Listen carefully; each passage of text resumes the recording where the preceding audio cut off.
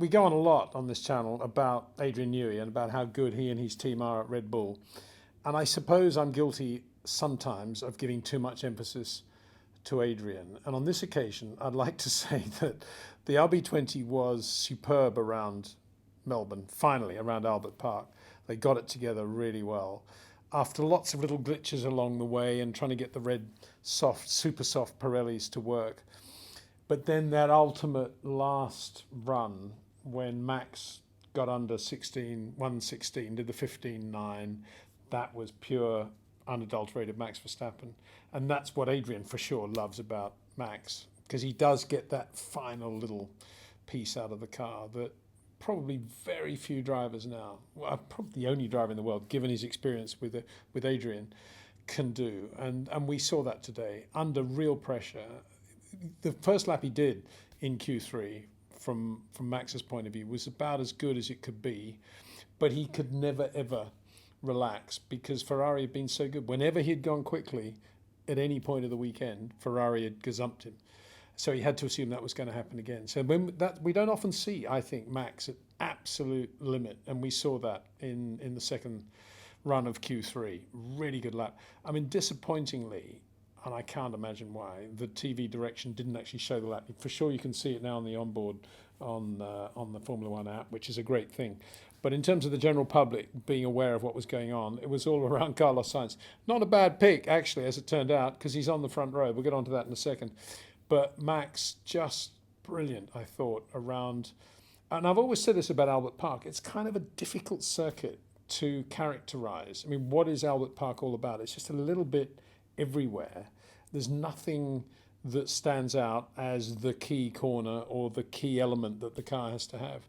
And Max got the pole because he just did really, really well in every sector, and it all came together as the lap.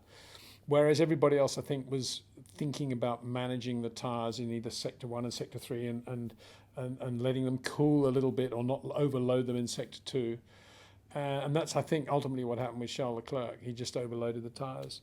But Max just got it perfectly balanced around all three sectors. But it was hard work. It was hard work. He came out this morning in FP3 on medium tyres to set the car up on mediums. And confusingly, the car was as quick on mediums as it was subsequently on the soft tyre. Ferrari kind of had the same issue as well. And that's all a function of what I was talking about yesterday in the video, about how soft that Pirelli soft is here and how it's very difficult to get it to work over the complete lap, whereas the medium tyre is actually a pretty soft tyre by the standards of other ranges of Pirellis that we've seen over the years in Albert Park, particularly over the last couple of years. And the hard, indeed, is pretty raceable and soft as well. And the fact that the hard is going to be a great tyre on Sunday was shown by how nobody ran the hard today, because they're all keeping their new sets for the race tomorrow, so we know that's going to be the tyre they're going to love. But the soft tyre was something different, and it was a difficult tyre to get it to last over the complete lap of Albert Park. And that's what Red Bull had to go into, having not done a lot of homework the day before because of the drama with Max's floor. These days with this car, this Adrian Newey car, it took forever to get everything exactly right. And that, of course, I think points also to Adrian's genius under the car and what he's doing there. Everything has to be perfect and everything is very fine details. And that's why they took so long to get that new floor onto Max's car yesterday. It just showed how much work and pressure Red Bull are under. We often take it for granted, great team, we say.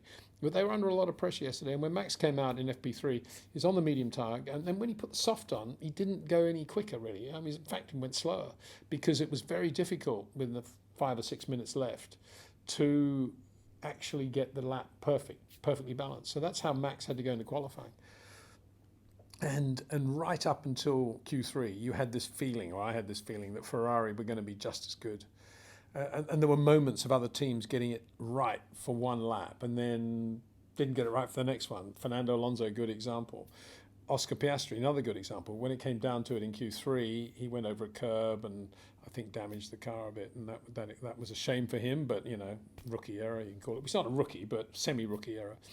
But Charles Leclerc's the big story, because you would imagine after what we saw yesterday, and I was eulogizing about him in the video yesterday of how good he would be on light fuel on the soft tyre.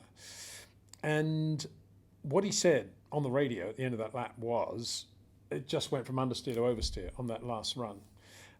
What I think happened is that he did a really good sector 1. He was really quick sector 1. Sector 2, he kept on it, and he kind of overloaded the tyres. And what happened was that the sidewalls started to go away from the heat build up, because they're very soft tyres, and he lost a bit of structure in the tyre, and that's how it felt oversteering.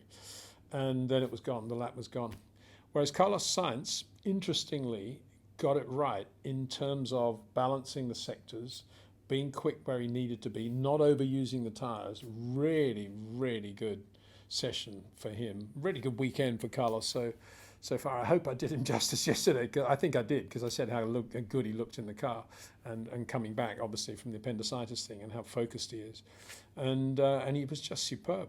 Absolutely superb, Carlos. And that's why I say, to some extent, they were right to follow him for the pole lap.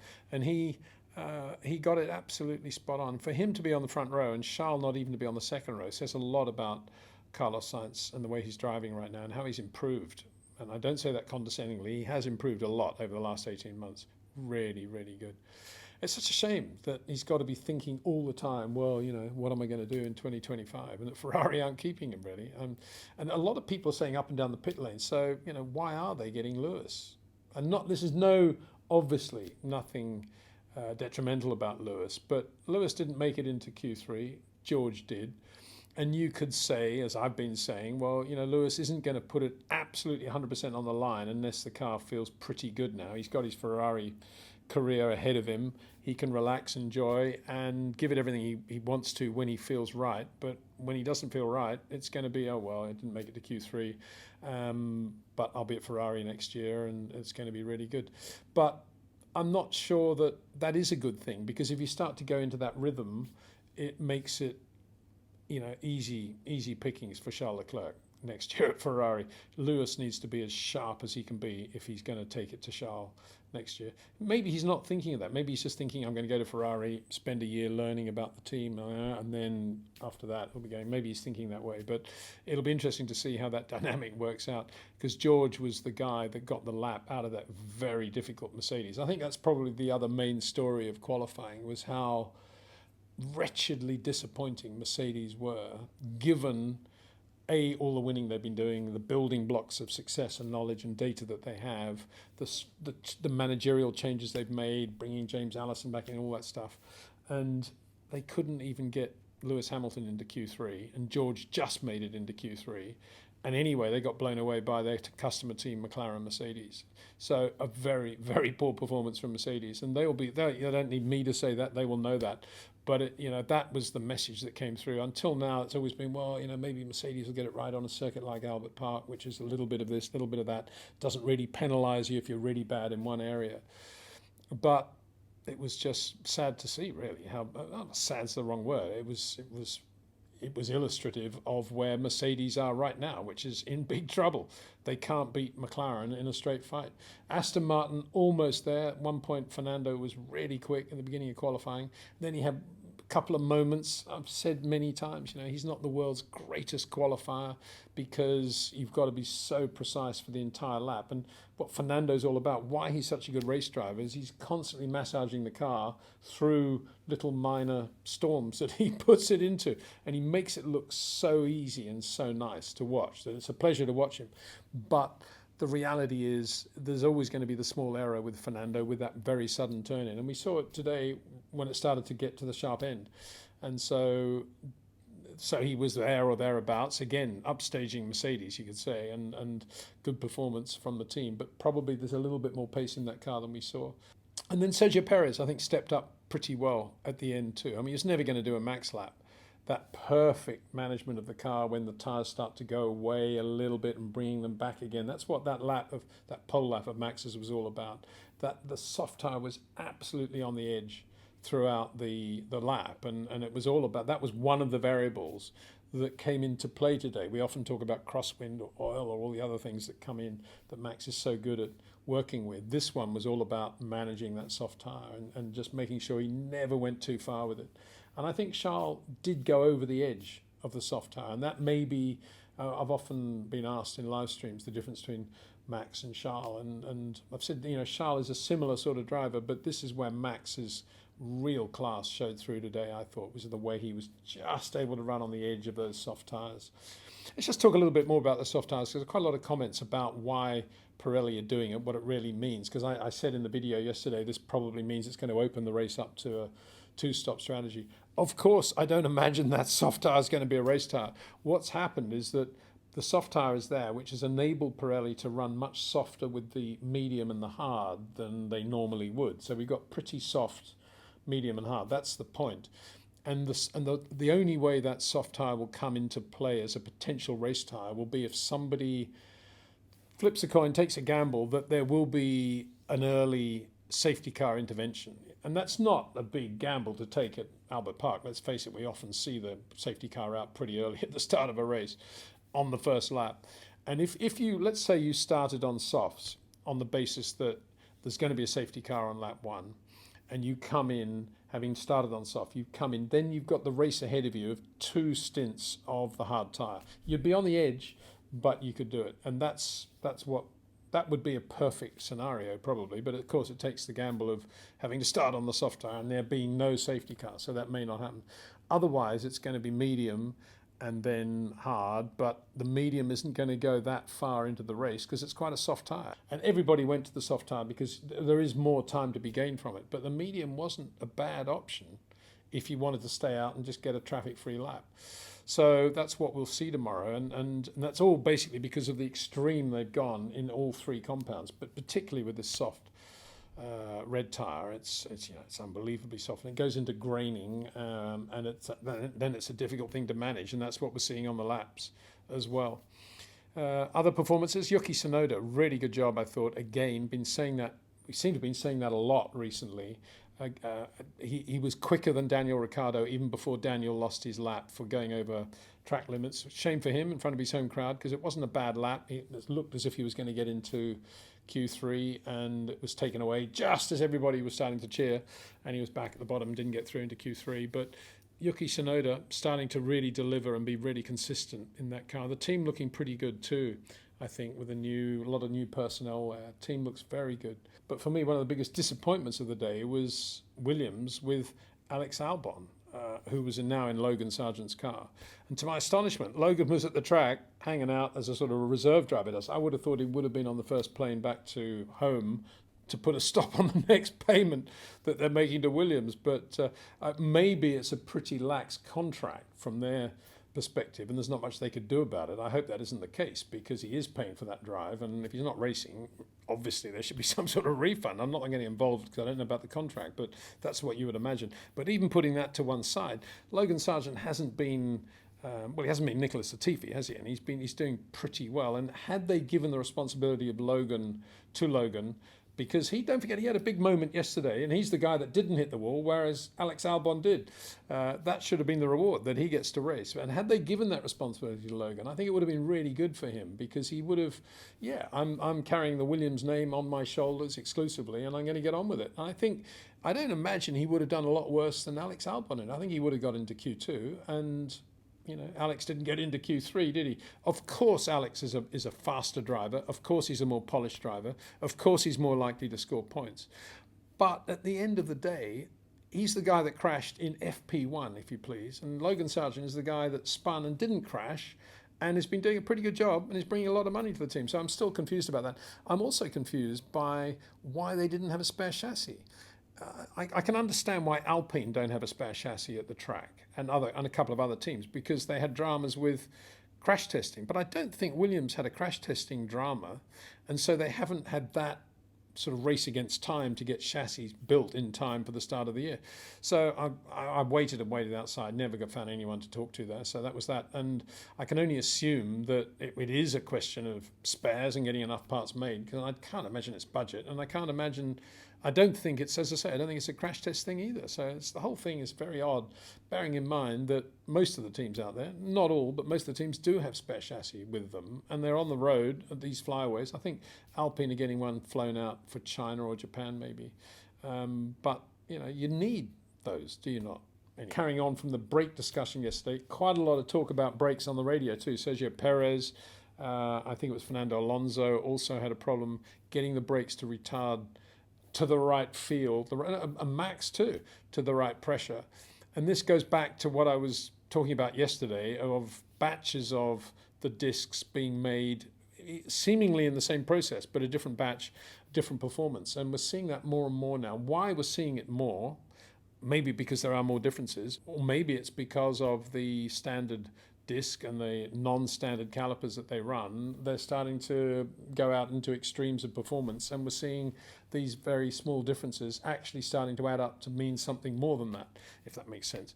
And Charles was the first guy to have that. But it was interesting. I was talking to the Carlos Sainz guys today. I won't say who. And I was saying, it was really weird what happened with Charles in Bahrain.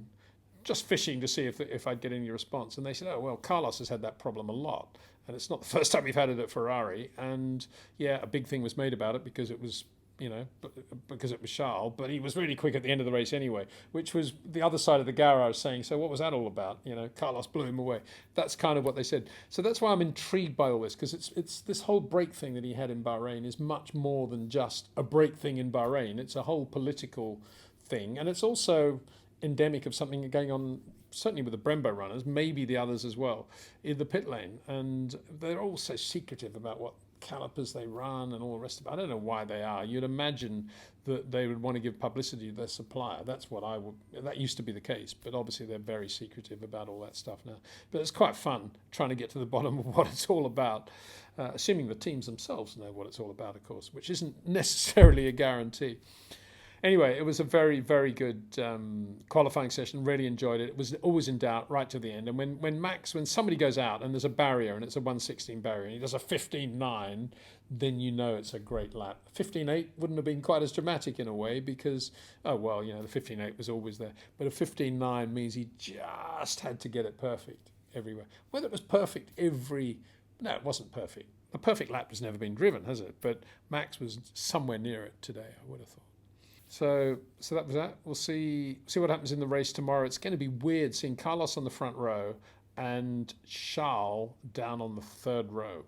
Wow, what a thing for Carlos Sainz that is around Albert Park. As I say, it's a weird circuit because as I said before, there are no sort of distinctive things that stand out. If you've got great top speed, you're going to be good. If you've got great traction, you're going to be. It's just a little bit of everything. And I think that's why Ferrari are good here, because as I said yesterday, that's what they've been working on over the winter. They've been working on getting the bigger sweet spot so the car's a bit more drivable. Didn't work for Charles Leclerc today, but it certainly worked for Carlos Sainz. And then good luck to them. That was a very, very well-earned front row with the developments they've put into the car and the way they've done that.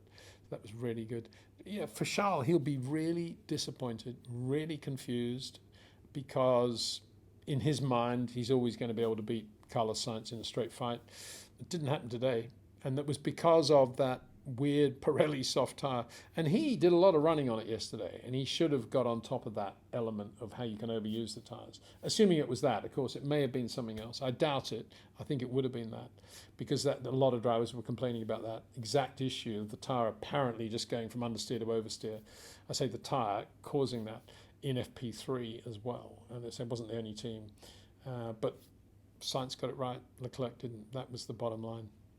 So 2 Red Bulls, 2 Ferraris up there, and McLaren, Lando, Norris, good job. I haven't mentioned Lando, but very good job. I mean, he'll be relieved to have out-qualified Oscar, because right up until Q3, Lando was struggling to be within a tenth or two of Oscar, and Oscar looked very good in the car again. But then in Q3, can we say under pressure? Probably it wasn't a pressure thing. Well, it probably was a pressure thing. Just went over a curb, bump the car. That's actually what Alex Albon did in Q1 as well with the Williams, because it was always going to be a thing with Alex of, I can't hit anything, but I got to be quick, and as a result, I'll leave a bit of margin. He didn't hit anything, but he did go over a curb and damage the bottom of the car. Well, certainly would have given it a thump, and that may not have been a great thing for him in terms of what happened in the lap afterwards. So that was, that was another mistake. Really shouldn't have happened. And the same thing happened with Oscar Piastri. So he'll be really disappointed with that. He'll get a big build up here in Australia, nonetheless. But he's such a racer, and he's very self-critical. He won't be impressed with himself at all with what happened, and that's a good thing. Of course, ultimately it will be a learning curve. So there we are. That is qualifying. Trying different spec in the room, because looking at the video, I was never happy with the video last night. And for those who are wondering why I had it so dark, it's because if I have any of the artificial lighting on in the room, apart from the odd light that I brought with me out from Spain, I get that strobing effect. And I don't have the time or the inclination really to start messing around with speeds and shutters and all that to get rid of the strobing. I just have to say, right, I ain't going to have that strobing because it's going to be horrendous.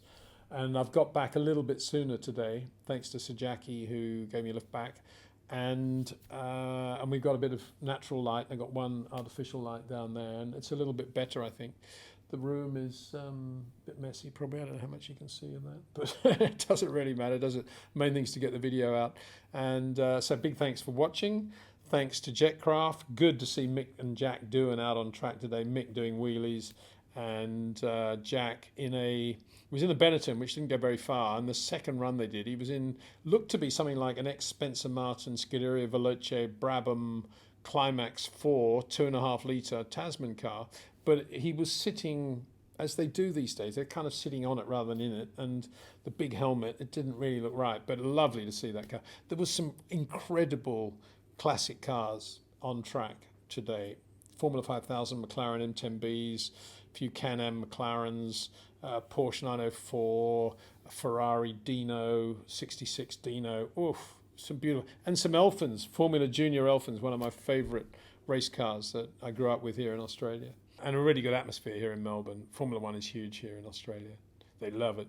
Well, they love their supercars, but they also love Formula One. Anyway, there we are. Thanks to everybody. Thanks to Jetcraft. Thanks to Pitbox. Thanks to you. See you tomorrow. I'm dancing till the sun comes up. I don't care what's in my cup. Tonight I'm doing what I want, what I want. I'm sorry I'm not heading home. I feel so good on my own. We'll take a pic and video on my phone. I wanna see you drop to